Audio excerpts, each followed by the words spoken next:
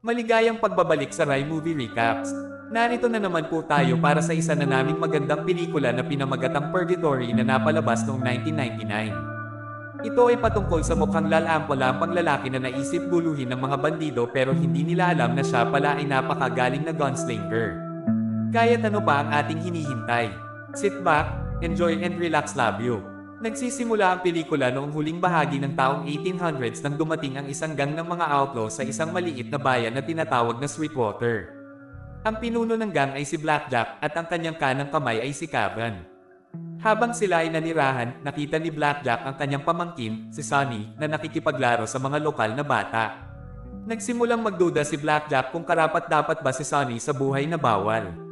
Mabilis niyang pinagalitan si Sonny, sinabihan itong kumilos ng maayos. Hindi nagtagal, inutusan ni Blackjack ang kanyang mga tauhan na looban ang bangko ng bayan. Sa loob, pinipilit niyang buksan ng natakot na bank teller ang safe. Kapag tumanggi ang teller, binaril ni Blackjack ang isa sa mga daliri ng teller para sumunod siya. Sa labas ng bangko, nakita ni Sonny na nagbabantay ang isang patutot na nagngangalang Dolly. Sa kagustuhang mapabilib siya, ibinahagi ni Sonny ang isa sa kanyang mga paboritong libro kay Dolly na kilalang mabait. Hiniling niya sa kanya na lagdaan ang libro, ngunit ang kanilang pakikipag-ugnayan ay naantala nang dumating ang mga puwersang pansiguridad ng bayan. Binabalaan ng isa sa mga miyembro ng gang ang Blackjack. Ang mga outlaw ay naghahanda upang makatakas, at sa kaguluhan, binaril ng Blackjack ang isang customer na sumusubok na pigilan sila. Sa shootout, nakita ni Sonny na si Dolly ay tinamaan ng ligaw na bala at nangangailangan ng tulong. Nakahanap din si Sonny ng kapwa-miyembro ng gang na nasugatan ng putok at tinulungan siya. Sa kalaunan, ang mga outlaw ay nakatakas sa bayan gamit ang kanilang ninakaw na pera. Pagkatapos nilang maglakbay ng sapat na malayo mula sa Sweetwater, sinabihan ni Blackjack ang gang na huminto at hatiin ang pagnakawan. Alam na ang ilan sa kanilang mga kaibigan ay namatay, ang Blackjack ay nagbabala sa iba na ang kanilang paglalakbay ay magiging mas mapanganib at mas maraming maaaring mamatay. Tiniyak ng kapatid ni Blackjack na si Badger na nasugatan na maaari siyang magpatuloy, kaya magpatuloy sila. Makalipas ang ilang oras, nakita ni Blackjack na humahabol na ang mga security forces. Dapat silang magpatuloy sa paggalaw ng walang pahinga. Nag-aalala si Sonny tungkol sa pinsala ni Badger at iniisip na kailangan niya ng pahinga. Ngunit pinipilit ni Badger na magpatuloy kahit na nag-aalala si Sonny. Sa kasamaang palad, nagkatotoo ang mga alalahanin ni Sonny at nahuhulog si Badger. Tinutulungan at nananatili si Sonny sa kanyang mahirap na paglalakbay. Kinabukasan, si Badger, na nanghina dahil sa pagkawala ng dugo, ay nahulog sa kanyang kabayo. Alam niyang namamatay na siya, hiniling ni Badger sa kanyang mga kaibigan na wakasan ang kanyang pagdurusa, ngunit tumanggi sila. Habang umaalis ang iba, sinabihan ni Badger si Sonny na pumili ng ibang buhay, hindi katulad ng kanilang madilim na buhay. Isang buhay na mas katulad ng librong binabasa ni Sonny. Sa isang malungkot na sandali, hiniling ni Badger kay Sonny na wakasan ang kanyang sakit. Sa kabila ng hindi pa nagpaputok ng baril noon, at ubiling tinupad ni Sonny ang huling hiling ni Badger na tinapos ang kanyang pagdurusa.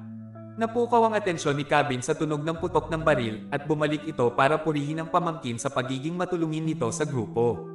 Biglang nagulat sila ng putok ng baril mula sa hindi kilalang taga-baril sa likod ng bangin. Si Sonny ay binaril sa binti ng mga security forces sa tuktok ng bangin. Nang makitang papalapit na ang mga awtoridad, mabilis na tumakas ang grupo na nauwi sa habulan at barilan. Habang tumatakas, tinamaan ng bala ang kabayong dala ang kanilang mga ninakawan. Naisip ni Blackjack na kunin ang pera, ngunit iginiit ni Cavan na iwanan nila ito upang maiwasan ang mas maraming pagkamatay. Sa kalaunan, ang mga puwersang pansiguridad ay tumigil sa paghabol sa kanila. Hanggang ay nagpatuloy sa pagtakas, dumaan sa isang mapanganib na sandstorm ngunit walang nakitang kaligtasan. Pagkaraan ng ilang oras lumabas sila sa bagyo at nakakita ng isang maganda at luntiang tanawin na namangha sa kanila. Habang naglalakbay sila sa kakaibang kagubatan, natagpuan nila ang isang nag-iisang lalaking katutubong Amerikano na nakaupo sa tabi ng walang kwentang gate. Hindi nagtagal, natuklasan nila ang isang maliit na bayan. Nang pumasok si Blackjack at ang kanyang mga tauhan, nagtatakang tumingin sa kanila ang mga taong bayan. Dumating si Sheriff Forrest para batiin sila. Nagsinungaling si Blackjack na nagsasabing sila ay mga pastol na inatake ng mga Apache Indian at nangangailangan ng tulong. Mabait si Sheriff Forrest at inalok sila ng lugar na mapagpahingahan ng kanilang mga kabayo, inumin sa bar at libreng paglagi sa hotel. Nagulat ang mga bandido sa kabutihang loob ng sheriff ngunit hindi sila makatanggi. Hiniling ni Blackjack kay Forrest na ipakita sa kanila ang opisina ng telegrama na nagkukunwaring kailangang makipag-ugnayan sa may-ari ng baka. Sinabi ni Forrest na walang koneksyon ang kanilang bayan sa labas ng mundo. Ipinagpapahinga sila ni Forrest kay Deputy Glynn at isang babaeng nagngangalang Rose ang nagdala sa mga nasugatan sa doktor. Bago sila umalis, pinaalalahanan sila ni Forrest na huwag gumamit ng masamang salita sa bayan maliban sa bar. Habang ginagabayan ni Rose ang mga sugatan, tinanong ni Sonny kung gaano na siya katagal nakatira doon. Sinabi ni Rose na eksaktong 5 taon, 1 linggo at 2 araw na siya sa bayan. Nakilala nila si Dr. Woods. Pakiramdam ni Blackjack ay nakilala niya si Sheriff Forrest ngunit hindi niya maalala kung saan. Sinabi niya sa iba na ang mga taong bayan ay walang armas at maaaring madaling magnakaw. Bumalik kasama si Dr. Woods. Sinabi ni Sonny na nakita niya siya noon. Ipinaliwanag ni Woods na siya ay nanirahan kung saan nabanggit ni Sonny, ngunit ito ay bago pa ipinanganak si Sonny. Matapos gamutin si Sonny, tinanong ni Rose kung ilang tao ang napatay niya at kung bakit napakaliit ng lubad nila para sa isang grupong nagpapastol. Hindi sumagot si Sonny kaya umalis na si Rose. Inamin ni Sonny na isa lang ang napatay niya na humiling sa kanya na gawin ito. Gayunpaman, tila walang pakialam si Rose at nagpatuloy sa paglalakad. Kasabay nito, ipinakita ni Dr. Woods kay Sheriff Forrest, Deputy Glenn, isang may-ari ng tindahan na nagngangalang Brooks at isang magsasaka na nagngangalang Lam ang mga bala na kinuha niya mula sa grupong nagpapastol. Sinabi ni Forrest na ang mga bala na ito ay hindi kailanman ginamit ng mga Indian na naghinala sa kanila na ang Blackjack Gang ay hindi isang grupo ng mga pastol. Gayunpaman, nais ni Forrest na mapayapa silang umalis sa bayan. Hindi sumang-ayon si Glenn at gusto silang itaboy, ngunit sinuportahan ng iba si Forrest na gustong umiwas sa gulo. Samantala, sumama naman si Sonny sa iba sa bar. Nakilala ni Blackjack si Woods na dumaraan at nagpakilala bilang Jack Smith. Inimbitahan niya si Dr. Woods para uminom, ngunit magalang na tumanggi si Woods. Sa pag-alis ni Woods, hindi napigilan ni Blackjack ang pakiramdam na nakita niya ang doktor noon. Paglubog ng araw, natulog si Blackjack. Tumunog ang mga kampana ng simbahan na nakakuha ng atensyon ng grupo ni Blackjack. Nakita nila ang mga taong bayan na papunta sa simbahan kasama ang may-ari ng bar. Napagtanto nila na ang bayan ay puno ng mga relihiyosong tao. Sinabi ni Kevin na magiging madali ang kanilang misyon sa naturang lugar. Tinanong ni Sonny si Kevin kung ano ang ibig niyang sabihin, ngunit sinabi sa kanya ni Kevin na wala ito sa kanyang negosyo. Pagkatapos ng serbisyo sa simbahan, nilapitan ni Sonny si Rose at ipinaliwanag na ang lalaking nabaril niya ay naghihingalo na at hiniling na alisin sa kanyang paghihirap. Ibinahagi ito ni Sonny para hindi siya husgahan ni Rose ng mali. Inamin din ni Sonny na gusto niya si Rose. Ngunit pagkatapos, isang lasing na Kevin ang lumapit at inatake si Sonny dahil sa pakikipag-usap sa isang babae na nauna sa kanya. Sinubukan pa ni Kevin na ligawan si Rose. Nang makita ito, nagalit si Forrest. Ngunit bago pa makakilos si Forrest, bumunot ng baril si Kevin at itinutok sa kanya. Bago pa makabaril si Kevin ay natamba na siya ni Sonny. Matapos mapasuko ang kanyang tiyuhin, humingi ng tawad si Sonny at nagtanong kung dapat ba nilang ikulong si Kevin. Sinabi ni Forrest na wala silang kulungan at pagkatapos ay kinuha si Rose. Tinanong ni Blackjack si Sonny kung ano ang nangyari at sinabi ni Sonny na bumagsak si Kevin dahil sa sobrang pag-inom niya. Kinaumagahan, hiniling ni Forrest kay Sonny na sabihin kay Blackjack na gusto niya itong makausap. Nagtataka, tinanong ni Sonny si Forrest kung gaano na siya katagal na sheriff. Sinabi ni Forrest na siya ay sheriff sa loob ng 10 taon. Pagkaalis ni Forrest, binuksan ni Sonny ang kanyang libro at napagtanto na ang sheriff ay kamukha ni Wild Bill Hickok, isang sikat na gunslinger na namatay noong 1876 habang naglalaro ng poker. Di nagtagal, nakipagkita si Blackjack kay Forrest. Nagpahayag ng pag-aalala si Forrest tungkol sa pag-uugali ni Kevin kay Rose noong nakaraang gabi at sinabihan si Blackjack na kontrolin ang kanyang mga tauhan. Tanong ni Blackjack kung sino ang nagpatamba kay Kevin. Ipinaliwanag ni Forrest na wala siyang nakitang mga taong bayan na gumawa nito. At dahil lasing na lasing si Kevin, kaya niyang bumagsak mag-isa. Nagtataka si Blackjack kung bakit walang dalang baril ang isang walang armas na sheriff tulad ni Forrest. Sinabi lang ni Forrest na may kanya-kanyang paraan sila. Samantala, pumunta sina Kevin at Sonny sa Brooks shop para magnakaw ng mga bala. Nagambala ni Sonny si Brooks sa pamamagitan ng pakikipag-usap tungkol sa mga karakter sa kanyang mga nobela. Nais ni Brooks na ipakita kay Sonny ang ilang mga klasikong nobela na ipinagbibili niya. Napansin ni Sonny na kamukha ni Brooks ang sikat na outlaw na si Jesse James na pinatay ng sarili niyang gang noong 1882. Ngunit mariing itinanggi ni Brooks ang anumang koneksyon. Naputol ang kanilang pag-uusap ng aksidenteng nalaglag ni Kevin ang ilang mga gamit habang nagtatago ng mga ninakaw na bala sa kanyang Amerikana. Ibinigay ni Kevin ang ninakaw na bala sa kanilang grupo. Nakita nila si Brooks na nakikipag-usap sa sheriff at tila napagtanto ni Brooks ang pagnanakaw ni Kevin. Pagod na maging magalang, sinabihan ni Blackjack ang kanyang mga tauhan na magdulot ng kaguluhan sa bayan. Sa kaguluhan, hiniling ni Forrest sa Blackjack na kontrolin ang kanyang mga tauhan, ngunit hindi siya pinansin ng Blackjack. Nakatayo si Forrest sa pintuan ng simbahan, hinaharangan ang mga kutsilyong ibinato ng mga lalaking Blackjack. Ang kanilang ginto ay nagbago mula sa pananakit kay Forrest hanggang sa pagpatay sa kanya, ngunit nang malapit ng ihagis ng ikatlong attacker ang kanyang kutsilyo. May nakakagulat na nangyari. Nagtipon sa itaas ang mga kababaihan ng bayan. Biglang tumama ang kidlat sa isa sa mga tauhan ni Jack na itim na pumatay sa kanya nang makita ang Blackjack na ito at ang kanyang mga tauhan ay nabigla sa katahimikan. Pagkaalis ng lahat, dumating ang Native American gatekeeper at dinala ang bangkay ng patay sa isang misteryosong gate sa labas ng bayan. Kinagabihan, nakita ni Sonny si Rose na nagdadasal. Sa huli ay nakatulog siya ngunit nagising siya sa tunog ng karwahe na hinihila ng kabayo. Ang mga taong bayan ay lumabas sa simbahan upang salubungin ang isang bagong dating, si Dolly. Nagulat si Sonny dahil naalala niyang namatay na si Dolly. Bago umalis, binigyan ng kutsero ng puting rosa si Forrest at sinabing makakauwi na si Forrest sa loob ng ilang araw. Sinubukan ni Sonny na sundan ang karwahe ngunit nawala ito. Kinabukasan, pumunta si Sonny sa Forrest at Dolly, iginiit na namatay si Dolly sa kanyang mga bisig sa Sweetwater.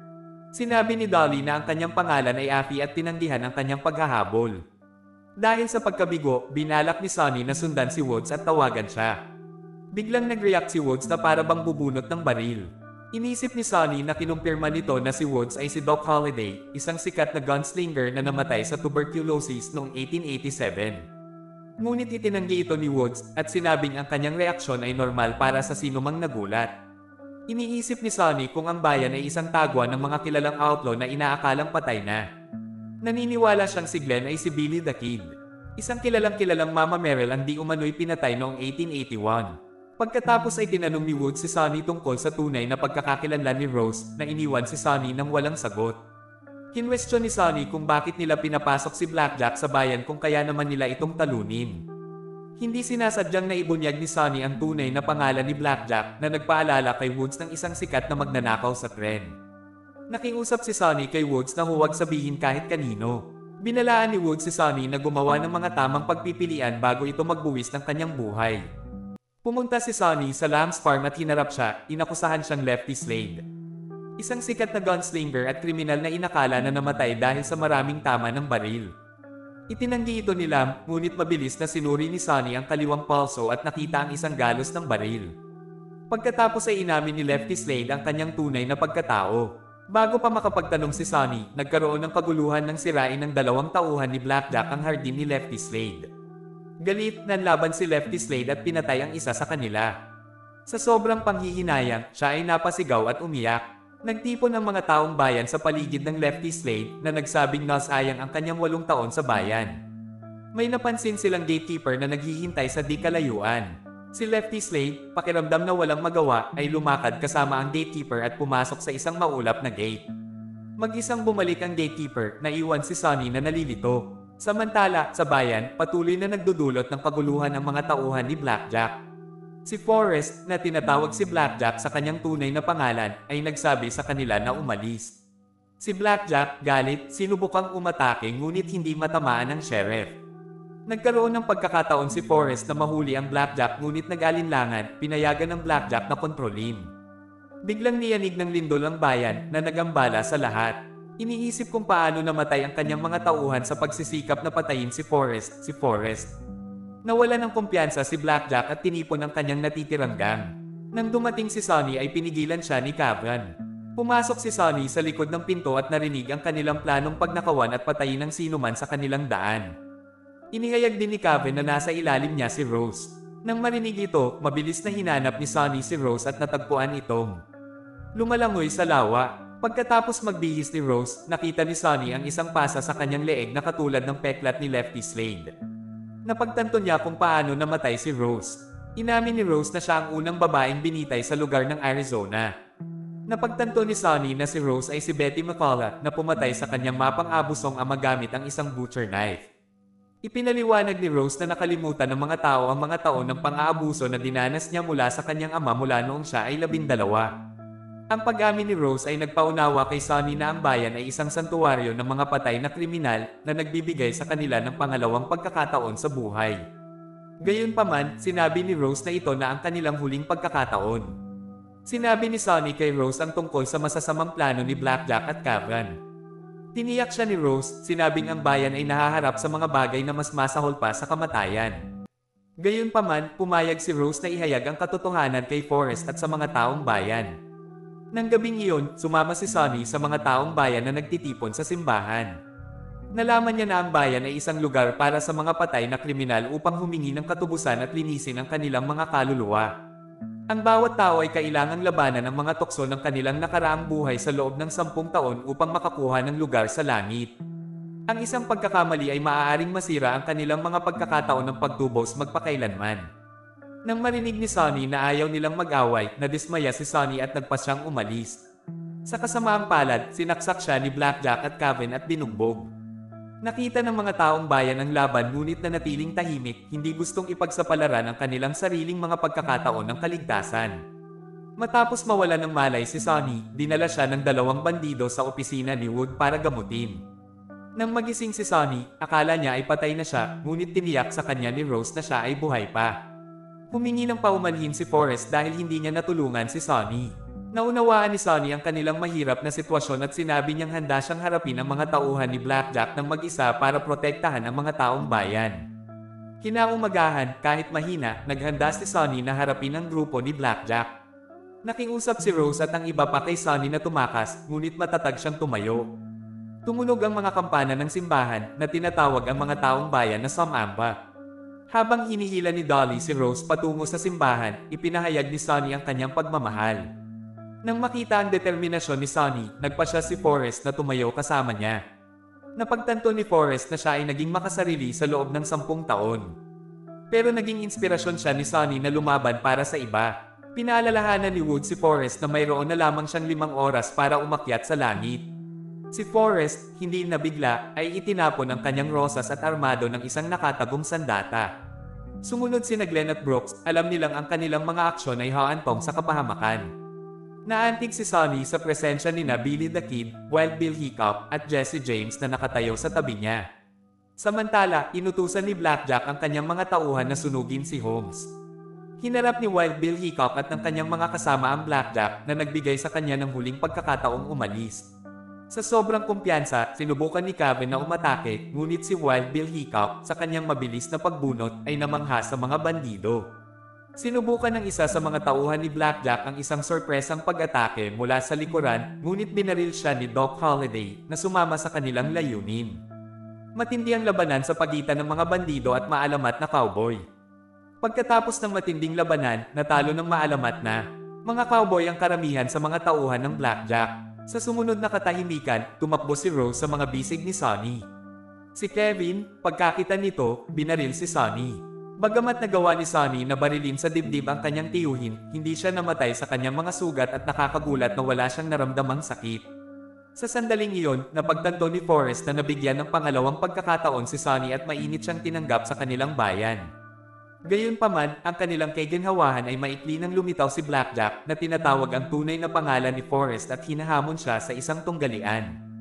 Mabilis na tumugon si Forrest na unang umatake. Nakapagtataka, tila walang nararamdamang sakit si Blackjack kaya naisip niyang isa na siya sa kanila. Hindi payag na tanggapin ang Blackjack sa kanilang bayan, maingat na tinutukan ni Forrest at binaril siya sa ulo. Hindi nagtagal, dumating ang gatekeeper upang kunin ang mga bangkay ni Blackjack at Kevin. Sa pagdaan sa Misty Gate, dinala sila ng gatekeeper sa gilid ng isang maapoy na bangin ng lava. Sa isang malungkot na kapalaran na naghihintay sa kanila, si Kevin at Blackjack ay sumigaw sa sakit habang sila ay tinutupok ng apoy. Sa gate, naghanda si Glenn, Forrest, Brooks, at Woods na harapin ang mga kahihinatnan ng kanilang mga aksyon. Nang sila ay naghahanda, may dumating na karwahe na hinihila ng kabayo. Ngumiti ang driver at inanyayahan ng apat na lalaki na pumasok, ipinaliwanag na ang lumikha ay makapangyarihan sa lahat ngunit hindi bulag. Ang kanilang mga sakripisyo ay nagkaroon sila ng lugar sa langit. Inimbitahan din ng kutsero si Sonny na sumama sa kanila, wala na raw siyang dapat patunayan. Gayunpaman, pinili ni Sonny na manatili kay Rose. Nang marinig ito, ipinasa ni Forrest kay Sonny ang kanyang sheriff's badge. Pagkatapos ay dinala ng karwahe ang apat na maalamat na cowboy sa langit kung saan natagpuan nila ang walang hanggang kaligtasan. At dito na nga nagtatapos ang pelikula natin sa araw na ito. Maraming salamat sa panunood.